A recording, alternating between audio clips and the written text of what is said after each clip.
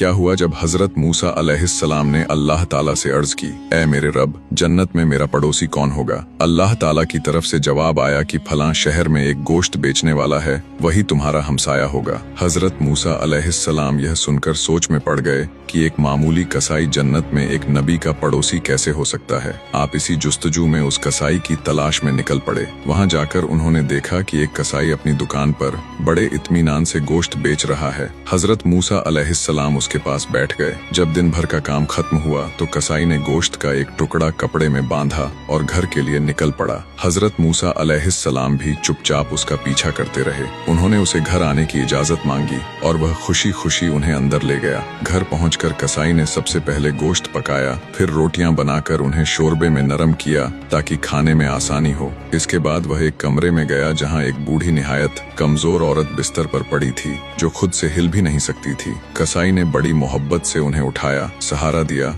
और अपने हाथों से एक एक लुकमा उनके मुंह में डालता गया। जब तक उनकी भूख पूरी ना हुई वह वहीं बैठा उनकी खिदमत करता रहा। फिर उसने उनका मुंह साफ किया और दोबारा लिटाया। उस वक्त बूढ़ी माँ ने उसके कान में कुछ कहा जिस पर वह हल्के से मुस्कुराने लगा। हजरत मूसा अलैहिस्सलाम ये सब दिलचस्पी से देख रहे थे। आपने पूछा, ऐ अल्लाह के बंदे, ये बुजुर्ग खातून कौन है और उन्होंने तुम्हारे कान में क्या कहा था? कसाई बोला, ये मेरी माँ है। जब भी घर आता हूँ सबसे पहले इनकी खिदमत करता हूँ और हर बार ये मुझे एक ही दुआ देती है कि अल्लाह तुझे जन्नत में हजरत मूसा अलैहिस्सलाम का पड़ोसी बनाए। और मैं उनकी बात सुनकर मुस्कुरा देता हूँ कि भला मैं एक मामूली कसाई और कहाँ हजरत मूसा अलैहिस्सलाम अल्लाह के अजीम नबी। ये सुनकर हजरत मूसा अलैहिस्सलाम ने फरमाया, ऐ खुशकिस्मत आदमी, मैं ही मूसा हूँ और मैं तुझे ये खुशखबरी देता हूँ कि तेरी माँ की दुआ अल्लाह ने कबूल कर ली है। अल्लाह हम सबको अपने माँ बाप की खिदमत करने और उनकी सच्ची दुआएं हासिल करने की तौफीक दे। अगर आपको भी माँ बाप की दुआ पर यकीन है तो कमेंट में दिल से लिखिए